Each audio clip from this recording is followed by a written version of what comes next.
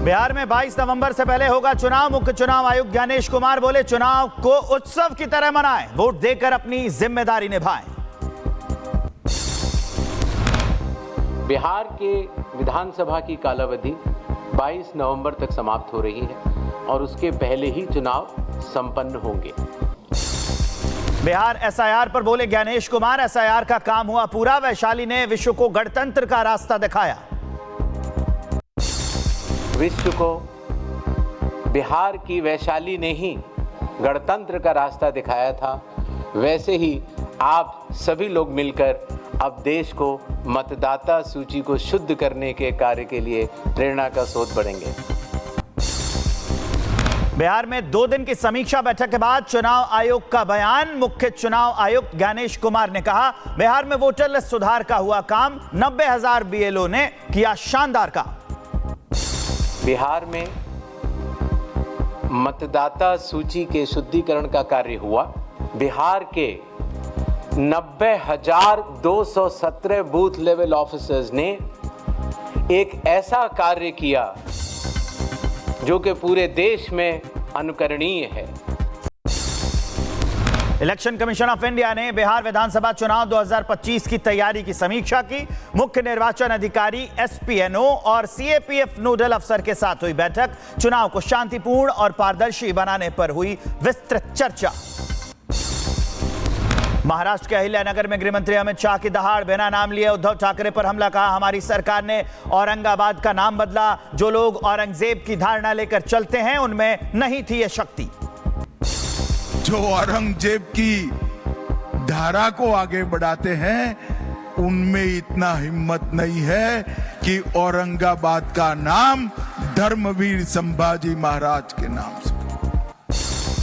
महाराष्ट्र दौरे पर केंद्रीय गृहमंत्री अमित शाह शिरडी पहुंचकर साईं बाबा के दर्शन किए। साथ ही सीएम फडणवीस, एकनाथ शिंदे और अजित पवार ने भी लिया बाबा का आशीर्वाद। बिहार के मुजफ्फरपुर में तेज प्रताप यादव का सरकार पर हमला। पलायन, लूट और क्राइम को लेकर डबल इंजन सरकार को घेरा। प्रशांत किशोर पर तंज, बोले ब्लैक बोर्ड लेकर स्कूल जाएं। हमारा है बेरोजगारी का, पलायन का, बिल्कुल शिक्षा का। शिक्षा से जुड़ा हुआ आप देख लीजिए कि हमारा जो सिंबल है वो ब्लैक बोर्ड मिला, बिल्कुल। तो उस ब्लैक बोर्ड जो है वो शिक्षा का प्रतीक है। सीट शेयरिंग पर तेज हुई चर्चा। गठबंधन समीकरण बनने की तैयारी जारी। बिहार के बीजेपी प्रभारी धर्मेंद्र प्रधान ने की जीतन राम मांझी से मुलाकात। केंद्रीय मंत्री मांझी ने 20 सीटों की दावेदारी की सूची सौंपी। बिहार चुनाव में जेएमएम ने मांगी 12 सीटें। सीटों की लिस्ट इंडिया गठबंधन को सौंपी गई। जल्द होगी घोषणा। जेएमएम नेताओं की तेजस्वी यादव से कल होगी औपचारिक बातचीत। 12 सीटों का डिमांड है। वो लिस्ट वहां इंडिया गठबंधन के अन्य नेताओं के पास, कांग्रेस या आरजेडी के नेताओं के पास पहले ही पहुंच गई है, क्योंकि कल की तिथि मुकर्रर है। हमारे 2 नेता जा रहे हैं बिहार, पटना में बात करेंगे तेजस्वी यादव से। बिहार चुनाव से पहले तेज हुआ सियासी घमासान। कांग्रेस प्रवक्ता सुरेंद्र राजपूत ने चुनाव आयोग को चिताया। कहा, नीतीश कुमार को एकनाथ शिंदे बनाने की तैयारी में बीजेपी। जेडीयू नहीं जागी तो नीतीश का घर भी लूट सकती है बीजेपी। कुमार को एकनाथ शिंदे बनाने का एनडीए का, भारतीय जनता पार्टी का सीधा सा संकेत उन्होंने दे दिया है कि और आने वाले समय में अगर जनता दल यूनाइटेड वाले नीतीश कुमार चेते नहीं तो उनका घर भी लूट लेंगे ये भाजपा। बिहार बीजेपी अध्यक्ष दिलीप जायसवाल का आरजेडी कांग्रेस पर निशाना। कहा, राहुल तेजस्वी को जननायक बताना बिहार का अपमान। जननायक की उपाधि केवल कर्पूरी ठाकुर के पास। ये कर्पूरी ठाकुर जी को बिहार के लोगों ने जननायक, राहुल गांधी जी ने जननायक लगाकर यहाँ के बिहार के लोगों का और विशेष करके अति पिछड़ा समुदाय का उन्होंने जो है उसको ये तिरस्कृत करने का काम किया है। आम आदमी पार्टी ने राज्यसभा चुनाव के लिए किया उम्मीदवार का ऐलान। राजेंद्र गुप्ता को पंजाब से पार्टी का उम्मीदवार किया गया घोषित। कांग्रेस विधायक गणेश घोगरा ने बीजेपी पर बोला हमला। बीजेपी पर लगाया हिंदू मुस्लिम करने और धर्मवाद फैलाने का आरोप। कहा, देवड़ा मामले में किसी भी पुलिस वाले की बहाली हुई तो होगा उग्र आंदोलन। असम दौरे पर मध्य प्रदेश के सीएम मोहन यादव काजीरंगा राष्ट्रीय उद्यान और टाइगर रिजर्व का किया दौरा। अधिकारियों के साथ सफारी जीप का आनंद लेते हुए आए नजर। राजस्थान के सीएम भजनलाल शर्मा ने 128 नई बसों को दिखाई हरी झंडी, ग्रामीण बस सेवा का किया उद्घाटन। बिहार के पूर्व मंत्री तेज प्रताप यादव ने किया रैंप वॉक, धोती कुर्ता में दिखा देसी अंदाज, रैंप पर बिखेरे जलवे। आरोपी डॉक्टर प्रवीण सोनी गिरफ्तार, मामले की जांच के लिए एसआईटी गठित। बच्चों की मौत मामले पर एमपी सरकार गंभीर। छिंदवाड़ा में मासूमों की मौत पर एक्शन तेज, जांच और गिरफ्तारी के लिए बनी 5 सदस्यीय एसआईटी टीम। एसआईटी जल्द चेन्नई जाकर करेगी पड़ताल। इसके लिए हमने प्रकरण की गंभीरता को समझते हुए एक एसआईटी का भी गठन किया गया है।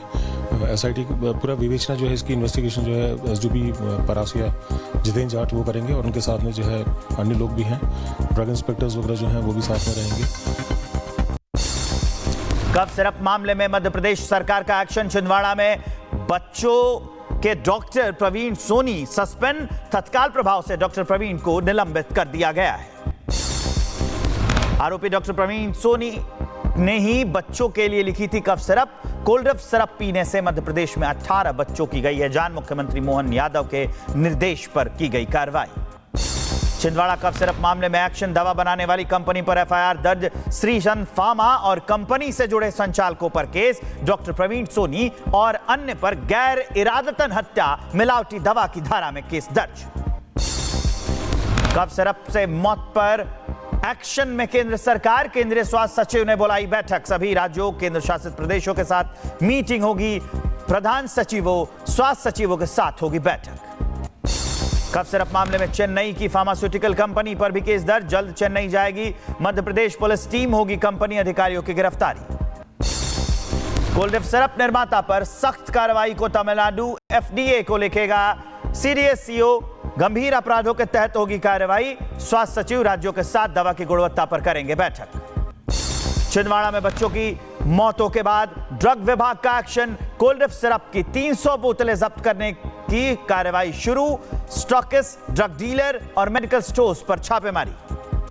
छिंदवाड़ा में कफ सिरप से मौत मामले में डॉक्टर प्रवीण सोनी गिरफ्तार। मध्य प्रदेश के छिंदवाड़ा में 14, बैतूल में 2 बच्चों की अब तक हुई है मौत। राजस्थान के सीकर में और भरतपुर में एक बच्चे की गई है जान। तौकीर रजा के करीबियों पर चौतरफा प्रहार, बरेली हिंसा के आरोपियों पर कसा शिकंजा। लाखों के बकाया बिजली पर नोटिस जारी, तहसील प्रशासन करेगा बिजली बिल की वसूली। हिंसा के आरोपी सपा पार्षद ओमान रजा पर हुई कार्रवाई, अवैध रिक्शा चार्जिंग स्टेशन पर लगाया था जुर्माना। विभाग ने 1 करोड़ 12 लाख रुपए का जुर्माना भी लगाया। बरेली में हिंसा के आरोपी नफीस के बारात घर पर चला बुलडोजर, बारात घर का बचा हिस्सा भी जमींदोज किया गया। समतल किया जा रहा है यह अपराध का किला। बरेली में बुलडोजर एक्शन के दौरान छावनी में तब्दील इलाका, नफीस के बारात घर के आसपास के घरों की छत पर पीएसी के जवान रहे तैनात। भारी फोर्स की निगरानी में ध्वस्तीकरण का काम किया गया।